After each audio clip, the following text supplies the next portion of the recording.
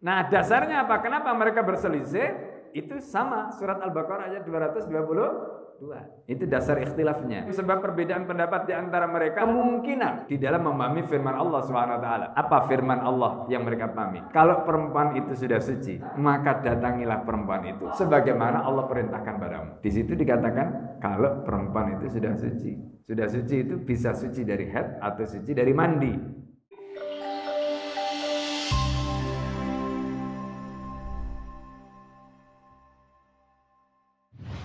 Assalamualaikum warahmatullahi wabarakatuh. Bismillahirrahmanirrahim. Alhamdulillahirabbil alamin wa bihi nasta'in ala umuri dunya waddin. Wassalatu wassalamu ala asyrafil anbiya'i wal mursalin wa ala alihi wa ashabihi wa man da'a bi da'wati ila yaumiddin. Rabbi shrah li sadri wa yassir li amri wahlul 'uqdatam min lisani yafqahu qawli. Allahumma inni a'udzubika an adilla wa dalla azilla wa zalla wa adlima wa adlama wa azalla yajir alayya. Bapak Ibu dan saudara sekalian yang dimuliakan Allah, sebelum kita mulai, mari kita bacakan surat Al-Fatihah untuk mu'alif kitab dan juga untuk guru-guru kita semua dan kita yang hadir di majelis ini. Semoga Allah Subhanahu wa taala senantiasa memberikan rahmatnya, memberikan kebermanfaatannya, memberikan ilmu dan kebaikan kepada kita semua. Al-diniyah wal kulliyatin salihah. Al-Fatihah. Ar-Rahmanir-Rahim. Iyyaka na'budu wa iyyaka nasta'in.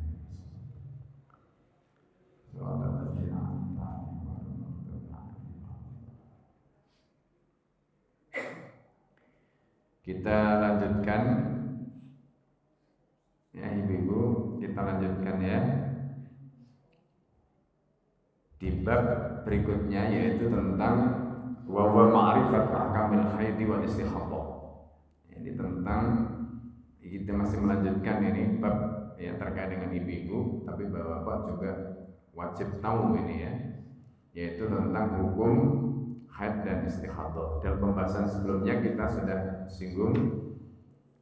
Nah, di dalam bab ini nanti kita akan jelaskan bagaimana pandangan para fuqaha ahli fikih mengenai konsekuensi atau dampak dari orang yang sedang mengalami haid dan istihadhah. Ya. Jadi karena itu semua betul-betul ya, jangan bicara sendiri supaya bisa mendapatkan ilmu ya. Kemudian di sini disebutkan wal asr fi hadzal babi qouluhu ta'ala. Jadi hukum asal terkait dengan pembahasan di dalam bab ini itu adalah firman Allah Subhanahu wa taala di dalam surat Al-Baqarah ayat 222. Di sana Allah menyatakan wa yas'alunaka 'anil mahid. Mereka bertanya kepadamu Muhammad tentang al-mahid ya. Jadi tentang mahid, tentang haid ya, orang yang sedang haid.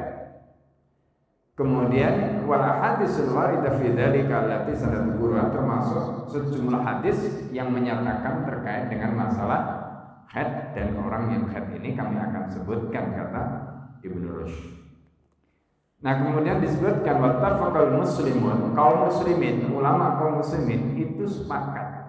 Jadi ulama kaum muslimin dari berbagai madhab, apakah itu Hanafi, apakah itu Maliki, apakah itu Syafi'i, apakah itu Hambali, ya termasuk Dhahiri, ya mereka sepakat.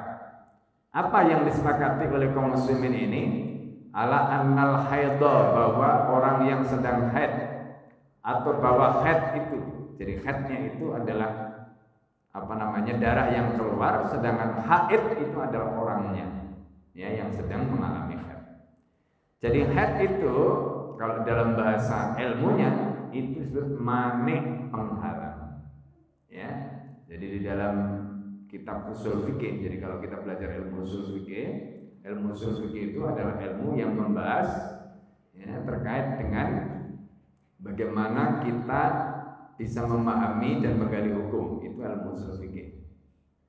Nah, di dalam pembahasan ilmu ushul fikih itu nanti kita akan membahas yang namanya hukum, ya, yang namanya hukum wad'i. Ada hukum taklifi. Hukum taklifi itu ada 5. Ya, ada wajib, kemudian lawannya itu haram, kemudian ada sunnah, lawannya makruh, dan yang kelima adalah mubah. Itu namanya hukum taklifi. Hukum taklifi itu adalah hukum yang terkait dengan perbuatan kita, ya, misalnya seperti sholat itu wajib, itu taklifi. Puasa wajib, itu taklifi, ya. Sahur itu sunnah, itu taklifi. Nah, misalnya kayak gitu. Nah, kemudian ada hukum berikutnya yang disebut nanti sebagai hukumnya hukum. Jadi ada hukum wajib. Hukum wajib ini tidak bisa kita kerjakan kalau hukumnya hukum tadi itu kita tidak kerjakan. Contoh, sholat itu wajib. Hukumnya hukum tadi apa? Ada syarat. Syaratnya sholat apa? Wudu. Wudu itu termasuk hukum wad'i atau hukumnya hukum. Ya, artinya hukum ini diberlakukan untuk hukum sholat yang wajib tadi. Karena itu, ketika orang itu sholat yang wajib dan sholat itu diwajibkan pada waktunya, tapi kalau dia tidak menjalankan hukumnya hukum berupa wudhu tadi, maka dia tidak sah sholatnya. Nah, wudhu itu wajib ketika hendak mengerjakan sholat yang wajib tadi itu. Ya, jadi ketika sholat itu diwajibkan, dia harus mengerjakan sholat. Nah, itu hukum taklifi. Pada saat dia mengerjakan sholat, dia harus memenuhi syarat. Syaratnya apa? Harus suci. Suci dari hadas dan suci dari najis. Ya, dari hadas berarti tadi wudu. Termasuk kalau hadas besar.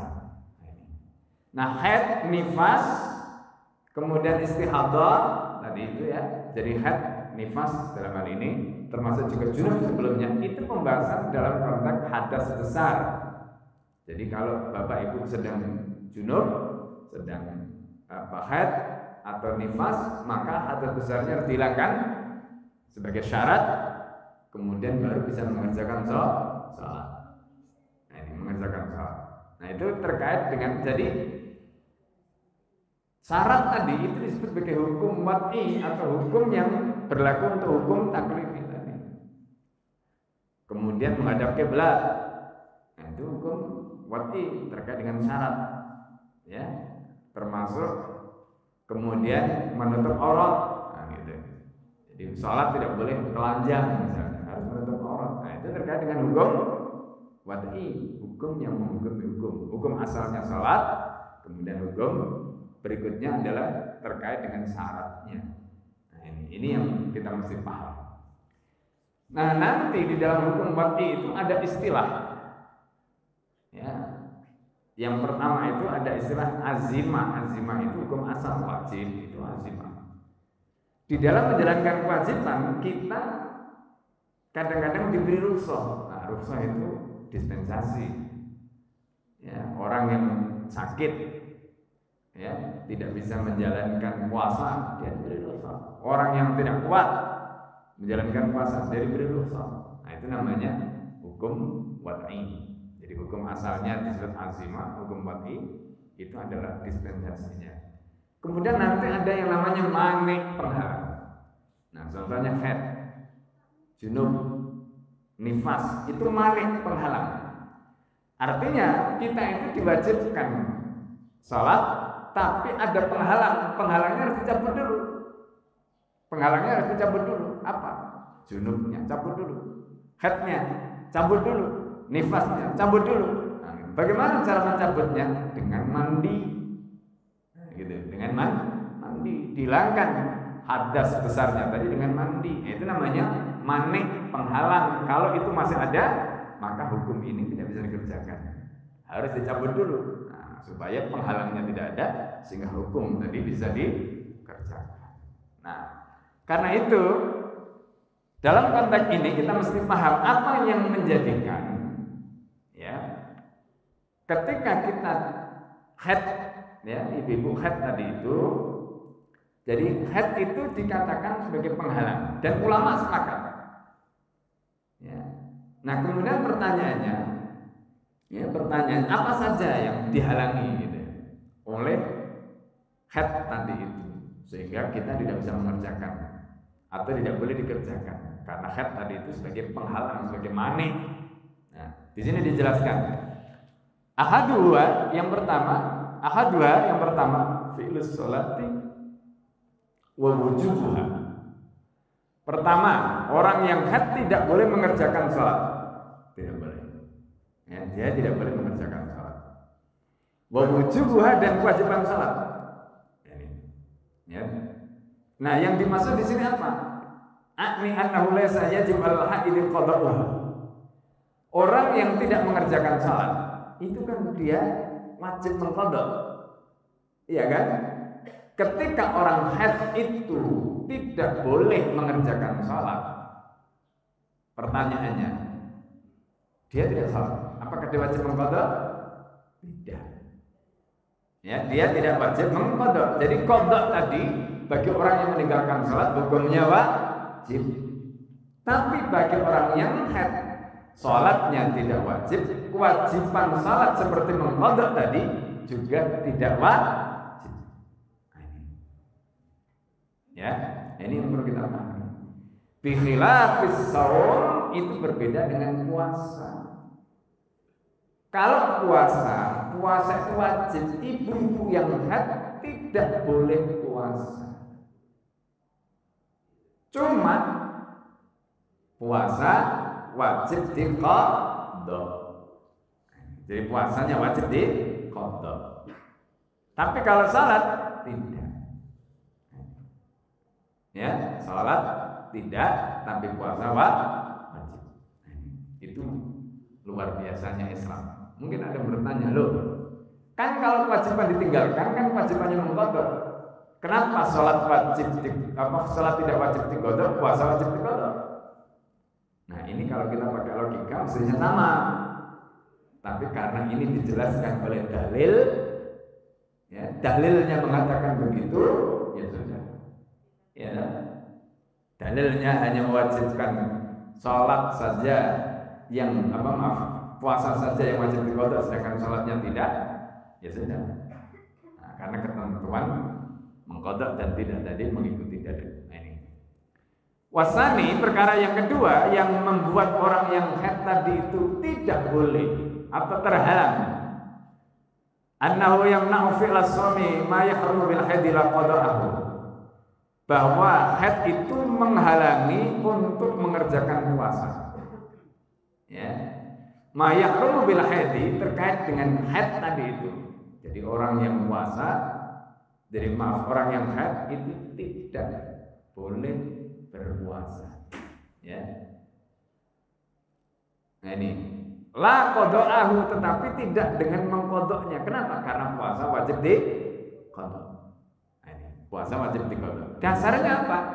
Wadzalika li hadis Aisyah ats-tsabit annaha qalat. Itu dasarnya adalah hadis riwayat Aisyah, Sayyidah Aisyah, di mana Sayyidah Aisyah mengatakan, "Kunna nu'maru bi qada'is shaumi," kami diperintah mengqadha puasa.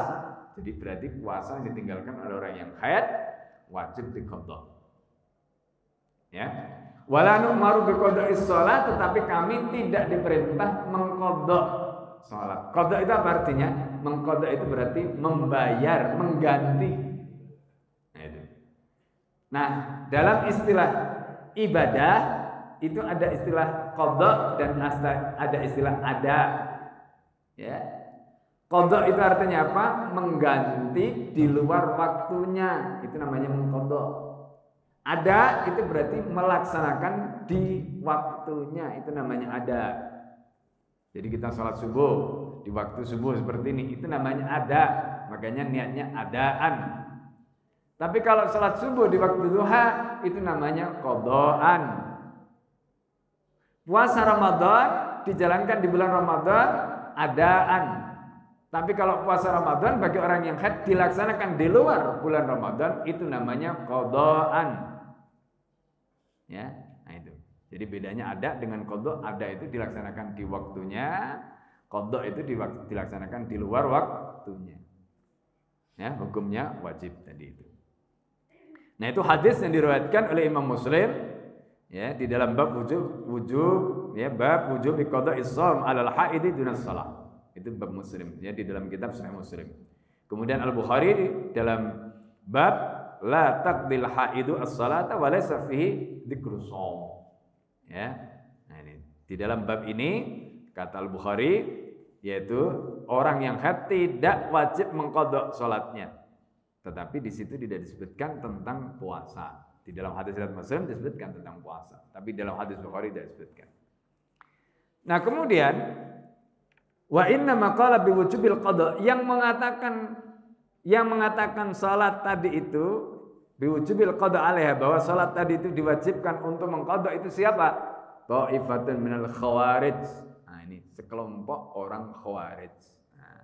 Jadi orang khawarij jadi kalau ada orang mengatakan salat tadi wajib diqadha bagi orang yang haid, itu pendapatnya khawarij. Khawarij itu ya disebut kelompok Islam, tetapi dia bisa dikatakan kelompok yang menyimpang gitu ya. Ini. Kemudian wasalisu yang ketiga, fima ahsabu kata Ibnu Rus sesuai dengan apa yang saya kira at-tawafu. Jadi tawaf itu juga tidak boleh. Orang yang sedang haid tidak boleh tawaf. Li hadis Aisyah as-Sabiti berdasarkan hadis Aisyah yang sahih hina amarah Rasulullah sallallahu alaihi wasallam ketika Rasulullah merintah Aisyah. Apa perintahnya Rasulullah pada Aisyah? An taf'ala kullama yaf'alul haju ghairu tawaf bil bait. Ketika Rasulullah sallallahu alaihi wasallam haji wada bersama Ibunda Aisyah, pada waktu itu Ibunda Aisyah sedang haid. Kemudian beliau tanya kepada baginda Nabi Muhammad SAW, apa yang boleh kami lakukan sedang dalam kondisi haid itu? Kata Rasulullah, kamu lakukan semua yang dilakukan oleh jamaah haji. Ya kan? Semua yang dilakukan oleh jamaah haji boleh. Kecuali tawaf, enggak boleh. Nah, ini. Ya, kecuali tawaf tidak boleh. Berarti apa? Jadi kalau misalnya jamaah haji katakanlah wukuf di Arafah, kemudian mabit di Mina, ya termasuk di Muzdalifah, boleh, semua boleh. Kecuali tawaf. Ya, tawaf tidak boleh. Nah, ini ya. Nah, nanti ya kalau kita merujuk kepada pendapat yang menggunakan ini ya, maka ini dipakai dasar bahwa orang yang sedang dalam kondisi batal maka tidak boleh tawaf, alasannya ini. Meskipun nanti ulama yang membolehkan tawaf dalam kondisi batal itu mengatakan itu kan hadisnya tentang tawaf, bukan tentang hadisnya tentang haid, itu bukan tentang yang lain. Jadi kalau yang lain kan nggak bisa. Nah, itu ikhtilafnya nanti di situ. Apakah kasus haid itu bisa dikiaskan kepada kasus batal ataukah tidak, itu nanti ikhtilaf di kalangan ulama gitu. Makanya ada pendapat yang membolehkan tawaf dalam keadaan tidak suci, ada membolehkan tawaf dalam keadaan yang ada mengharuskan tawaf dalam keadaan suci. Nah, ini ikhtilaf di kalangan ulama. Kemudian warabi'u yang keempat, poin yang keempat itu yang tidak boleh itu adalah al-jima'. Berhubungan badan suami istri tidak boleh dalam kondisi haid. Ya, karena hubungan suami istri itu terhalang tadi.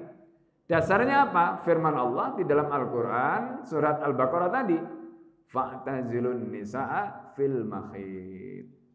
Kamu jauhilah kaum perempuan itu fil makhid. Bahkan dulu ketika orang-orang maksudnya ketika ayat ini dipahami letter itu fa'tazilun nisa'a fil makhid. Wa yas'alunaka 'anil makhid qul huwa adha fa'tazilun nisa'a fil makhid. Mereka bertanya kepadamu tentang haid. Katakanlah haid itu ada penyakit. Nah, kemudian ayatnya mengatakan fa'tazilun nisa. Jadi begitu istrinya haid itu tinggal. Ya, dia enggak tidur di rumah. Kenapa? Karena fa'tazilun nisa fil mahid. Ya. Nah, kemudian maksudnya itu apa? Fa'tazilun nisa fil mahid nanti dijelaskan, ya. Ikhtilaf ulama terkait dengan bagaimana hukumnya fa'tazilu tadi itu. Meninggalkan istri pada saat atau menjauhi istri pada saat haid itu seperti apa bentuknya itu? Nah, nanti jelaskan ya. Wakhtalafu fi ahkamiha, ulama berselisih pendapat tentang hukum menjauhi istri pada saat haid tadi. Fi masail nadhkuru minha masyuratiha wa ya khamsun. Jadi dalam sejumlah perkara yang kami akan sebutkan yang paling populer kata Ibnu Rus ada 5 ikhtilaf ulama terkait dengan masalah ini. Al-mas'alah ula pertama, masalah yang pertama. Ikhtalafal fuqaha, para fuqaha itu berselisih fi mubasyaratil haid. Pertama, berselisih tentang hukum menyetubuhi. Nah ini. Ya, wa ma yustabahu minha, dan apa yang dimubahkan dari perempuan yang sedang haid. Bagaimana hukumnya mubasyarah tadi? Nah, faqala Malik, kemudian Imam Malik wa Syafi'i wa Abu Hanifah. Imam Malik, Imam Syafi'i dan Imam Abu Hanifah, lahu minha ma faqal izari faqat. Nah, ini menurut Imam Malik, Imam Syafi'i dan Imam Abu Hanifah. Jadi kalau istrinya sedang haid, berarti apa? Istrinya disuruh pakai sarung. Ya, di apa namanya? Kalau sekarang istilahnya apa? Kalau orang Jawa bilang sewek ya, sarung ya. Nah, itu sarung. Yang boleh itu bagian atasnya. Maksudnya bagian atasnya apa? Ya kan kalau ditutup sarung kan berarti atasnya itu ya enggak apa-apa. Gitu, ya. Berarti apa? Berarti yang di dalamnya tidak boleh. Yang boleh di atasnya itu maksudnya fauqa. Nah, gitu. Itu yang boleh. Itu menurut pendapat siapa? Imam Malik, Imam Abu Hanifah dan Imam Syafi'i. Wa qala Sufyan Ats-Tsauri wa Dawud Adz-Dzahiri, kemudian Sufyan Ats-Tsauri dan Dawud Adz-Dzahiri mengatakan innama yajibu alaihi, sesungguhnya yang diwajibkan kepada laki-laki ayyajtani ba mawadi' ad-dam faqat. Nah, ini lebih mudah. Yang tidak boleh itu berarti apa? Yang tidak boleh itu adalah mendekati tempat darah. Ya berarti kemaluan, ya kan? Artinya memegang yang lain itu masih boleh. Ya muasyarah yang lain masih boleh. Tapi tempatnya darah tadi berarti kemaluannya berarti tidak boleh. Nah, ini tidak boleh. Nah, itu dua pendapat. Pendapat pertama fauqal izar, berarti di bawahnya enggak boleh. Yang kedua boleh, tapi dengan syarat bukan kemaluannya. Nah, ini pendapat Sufyan Ats-Tsauri dan Dawud Adz-Dzahiri. Dawud Adz-Dzahiri itu dari mazhab Dzahiri.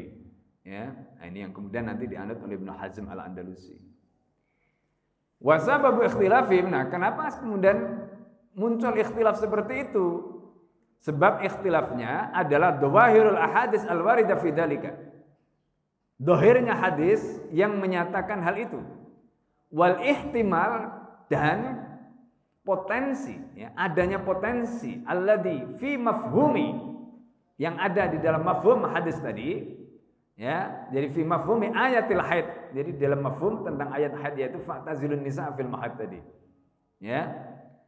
Nah, wadzalika anna warada fil ahadits as-sihah, itu karena ada hadis yang sahih an Aisyah, dari Aisyah wa Maimunah dan Maimunah wa Ummu Salamah dan Ummu Salamah. Annu alaihi salatu wassalam, bahwa baginda Nabi sallallahu alaihi wasallam kana ya'muru idza kanat ihdahunna, apabila Aisyah, Maimunah atau Ummu Salamah itu haid, apa yang diperintahkan Nabi? Anta syudda 'alaiha izaraha. Perintahnya Nabi itu supaya Aisyah, Ibunda Maimunah dan Ibunda Ummu Salamah tadi diminta untuk mengencangkan sarungnya. Ini gitu deh.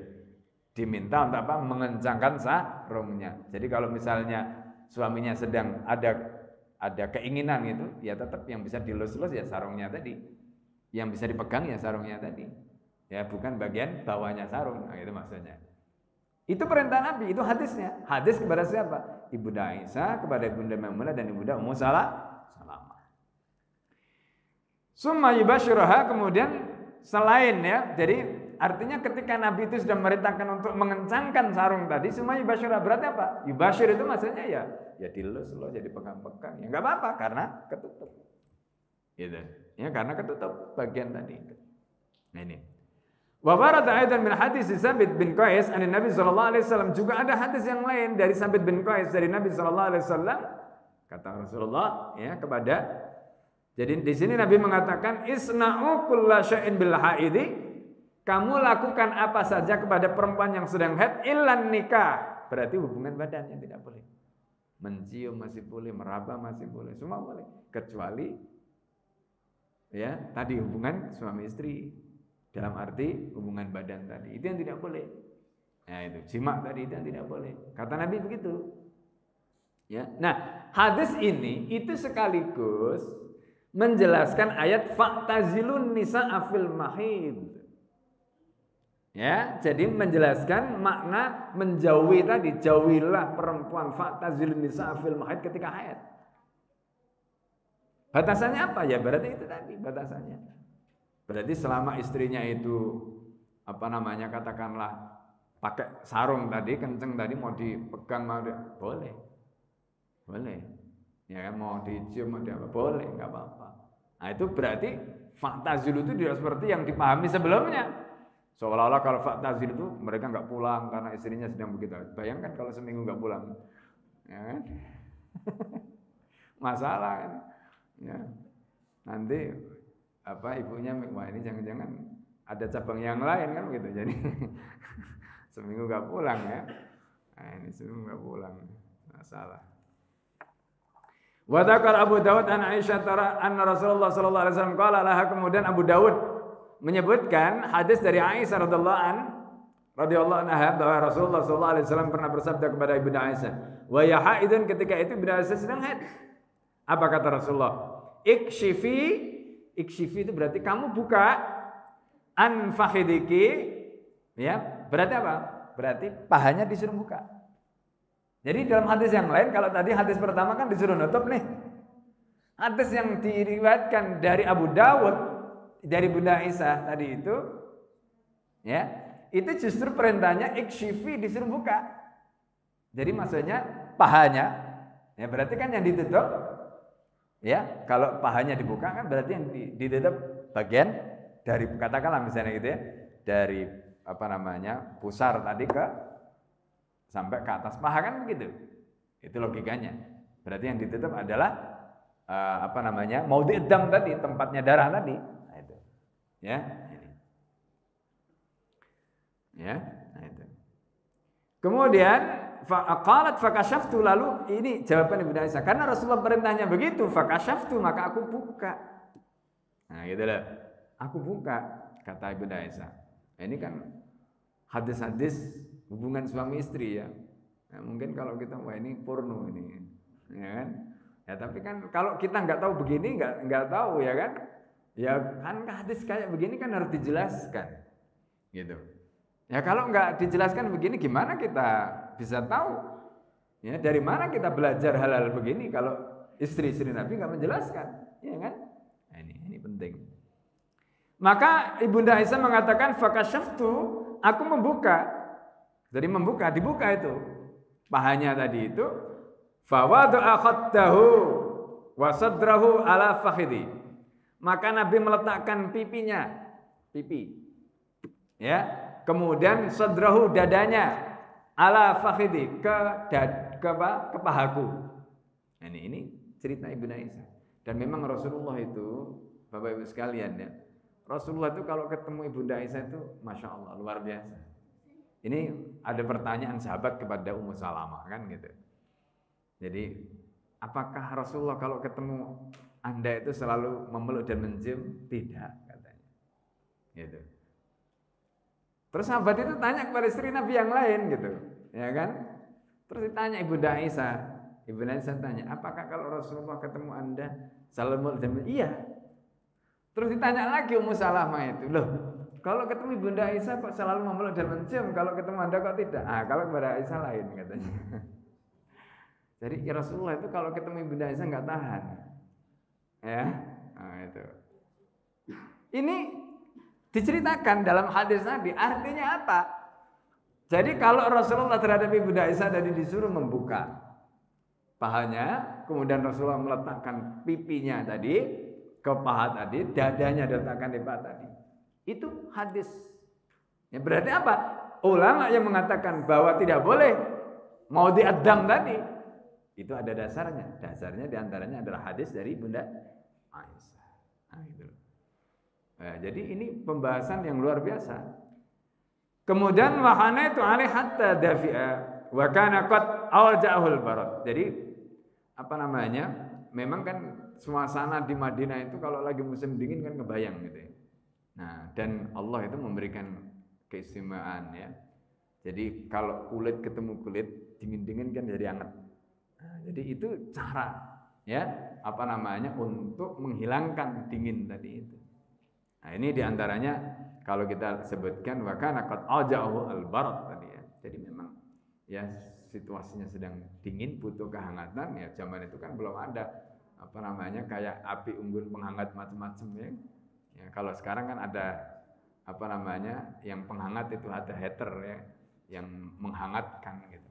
Jadi kalau kita di Australia lagi musim dingin, nah itu pakai begituan gitu, hangat ruangannya. Kalau enggak, waduh bisa menggigil gitu. Nah, kalau di Madinah ya mungkin ada sebagainya pakai begitu ya. Itu sekarang, tapi kalau zaman dulu kan belum ada. Nah, ini ya cara alamiah begitu suami istri. Ya, ini.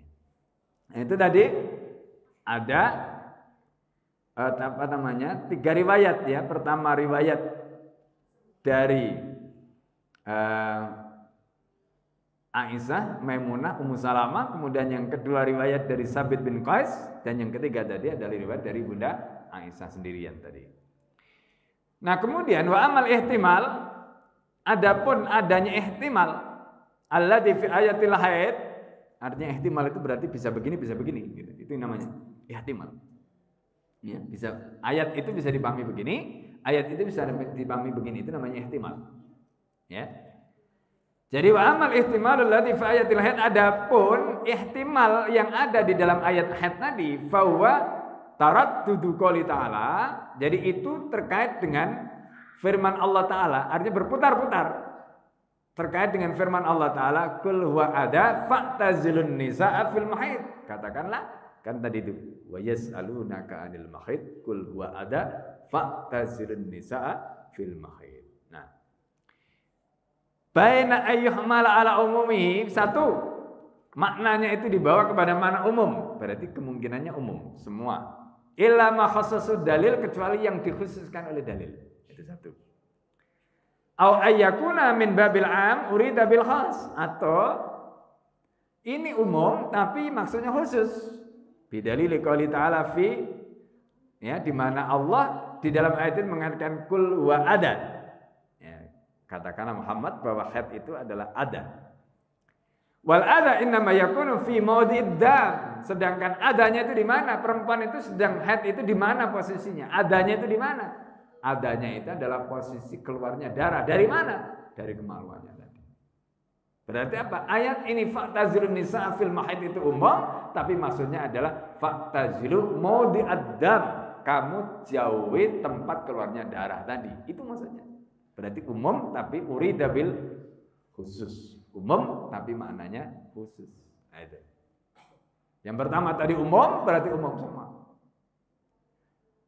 Yang kedua umum tapi berarti khusus tadi. Faman kana mafhumu minhu indahu al-umum, kalau maknanya umum ya, yang dimaksud di sini idza kana al-wajib indahu ayyuhmala hadzal qaul ala umumi hatta yukhassis dalil. Maksudnya kalau enggak boleh sama sekali itu kan berarti umum. Fa'tazilu, jauhi. Fa'tazilun nisaa fil haid itu kan berarti umum, jauhi semua, kecuali yang dikhususkan. Yang dikhususkan apa? Contoh tadi pertama, ya kan? Dalil yang pertama disuruh menutup. Dalil yang kedua, ya kan? Semuanya boleh kecuali jima. Dalil yang ketiga, ya ternyata apa namanya disuruh buka paha, ya kan? Kemudian Nabi berarti boleh. Yang tadi itu boleh. Yang dikhususkan, di luar itu nggak boleh. Nah, itu. Ya, ini. Nah, sedangkan dalam konteks yang kedua tadi, ya, yang kedua tadi itu berarti kalau maknanya umum yang dikhususkan hanya maudhi'id-dam tadi, berarti yang harus dijauhi hanya itu. Yang lain berdasarkan kuman dalil ayat tadi boleh.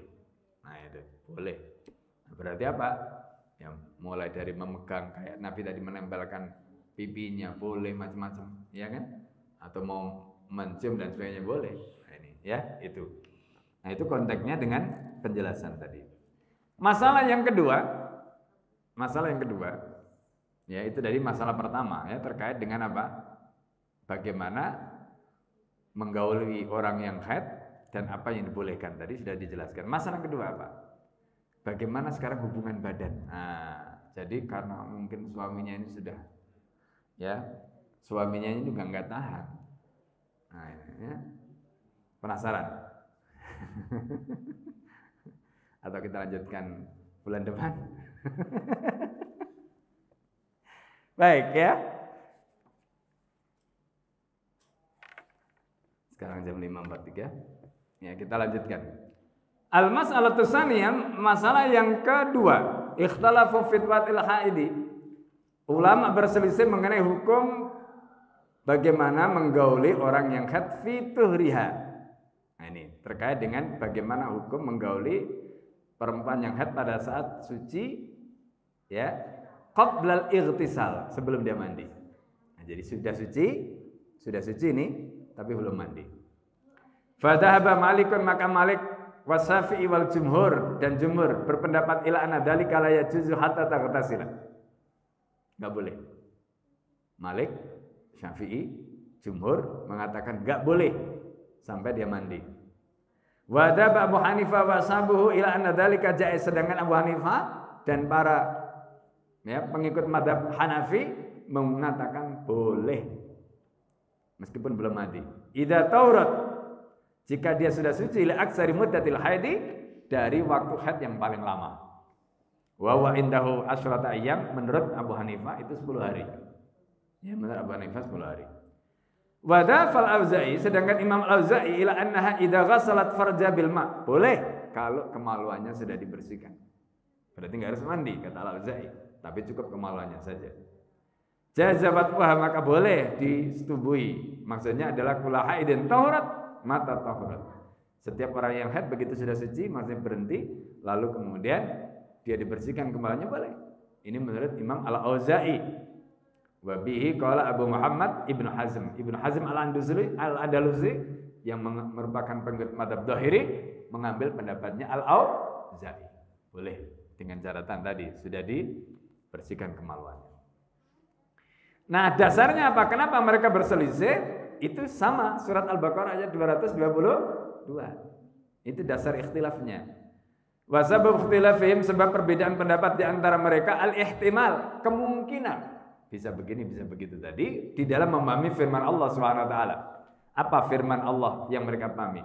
Fa idza tatahharna, kalau perempuan itu sudah suci, faktuhunna, maka datangilah perempuan itu min haitsu amarakumullah, sebagaimana Allah perintahkan padamu. Di situ dikatakan kalau perempuan itu sudah suci. Sudah suci itu bisa suci dari haid atau suci dari mandi. Pendapat yang mengatakan suci dari mandi berarti pendapatnya Imam Malik, Imam Syafi'i, dan siapa tadi? Jumhur. Pendapat yang mengatakan tidak harus mandi, yang penting suci, pakai ayat itu juga. Itu pendapatnya Imam Abu Hanifah dan murid-muridnya, para pengikut mazhab Hanafi. Sedangkan yang suci dalam pengertian kemaluannya dibersihkan, itu adalah pendapat Imam Al-Auza'i. Itu dasarnya.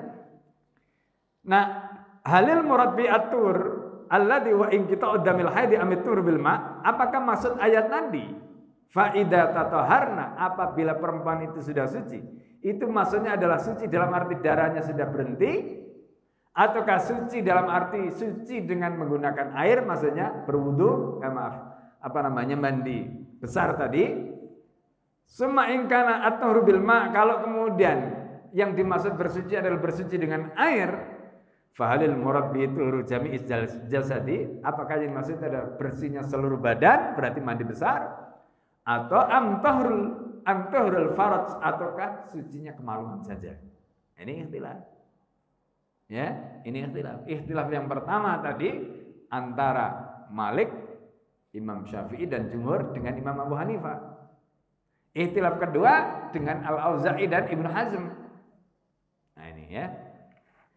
Nah, di sini disebutkan fa'in natura fi kalamil Arab. Karena kata tuhur di dalam bahasa Arab wa urfi syar'i, dan kebiasaan syara, ismun mustarak, itu merupakan nama atau istilah yang punya makna lebih dari satu. Nah, jadi Kenapa ada ikhtilaf itu karena maknanya tidak hanya satu. Makna fa idza tatahharna itu enggak hanya satu maknanya. Bisa begini, bisa begini. Yuqalu ala hadis salah samaan, meliputi 3 makna tadi. Wa qad rajahal jumhur madhhabahum, sedangkan jumhur menguatkan pendapat madhab mereka.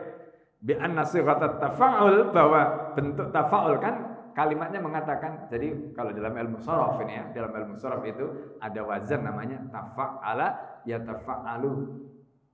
Ya, tatahhara yatatahharu. Nah ini. Ayatnya mengatakan faida tatahharna kan, berarti tafa'ala kan wazannya itu. Nah, inna ma tantaliqu ala ma yakunu min fi'lil mukallafin la ala ma yakunu min fi'li gharim. Itu. Jadi itu ya artinya bertolak untuk atau terkait dengan ma yakunu min fi'lil mukallafin. Artinya terkait dengan perbuatan mukallaf. Berarti tatahharna itu berarti membutuhkan perbuatan mukallaf. Kalau darah berhenti itu perbuatan, bukan perbuatan mukallaf kan? Karena yang menghentikan darah itu kan pada dasarnya kan Allah yang ngasih. Kadang hari ini dia haid sekian, besok keluarnya itu kan Allah yang ngasih. Nah, itu maksudnya. Berarti apa? Faida tatahharna itu kalau perempuan tadi bersuci, berarti bersuci itu karena dia yang bersuci, bukan karena darahnya berhenti, itu maksudnya. Nah, ini makna yang dimaksud tadi itu. Fayakunu qaulu ta'ala faida tatahharnya, ya, jadi karena itu kalimat apabila tatahharna perempuan tadi sudah suci, adhar fi maknal ghusli bil ma'i minhu fit tuhri. Artinya apa? Makna yang paling kuat itu adalah makna al-ghusl, yaitu mandi dengan air dari kata fit tuhri, ya, alladzi huwa inqita'ud dam, karena darahnya berhenti. Nah, gitu loh. Nah, jadi ini pendapat yang pertama, dasarnya adalah karena tatahharna itu maknanya adalah perbuatan itu terkait dengan suci tadi adalah suci karena perbuatan mukallaf. Nah, gitu. Bukan suci karena perbuatan yang lain. Kalau suci karena perbuatan yang lain berarti darahnya berhenti. Itu suci, tapi bukan perbuatan dia. Itu perbuatannya siapa? Allah yang ngasih. Nah, gitu ya. Sedangkan mazhab Abu Hanifah mengatakan bi anna lafdha yaf'ulna. Nah, Abu Hanifah itu punya dasar. Kenapa kok begitu mafhumnya? Karena menurut Abu Hanifah bacaannya itu bukan faida tatahharna, tetapi bacaannya adalah faida yathurna. Ya, maaf. Jadi nanti ada tatahharna itu dibaca dengan bacaan yang lain, ya. Itu. Jadi tidak menggunakan bacaan tatahharna gitu. Bisa dibaca tathurna bisa. Ya, apabila perempuan itu sudah suci, berarti dia ya suci. Bukan kan. Jadi kan kalau zaman dulu kan Quran itu enggak ada harokatnya kan? Bayangkan kalau enggak ada harokatnya kan bisa tulisannya sama. Ta, to, ya kan? Ha, ro, non. Bisa dibaca faida tatahharna bisa. Bisa dibaca faida ya tatharna bisa atau tathurna bisa. Ya itu. Ya ini misalnya contoh ya. Nah, itu. Nah ini. Nah, kenapa? Karena Imam Abu Hanifah menggunakan ayat hatta yathurna. Hatta yathurna.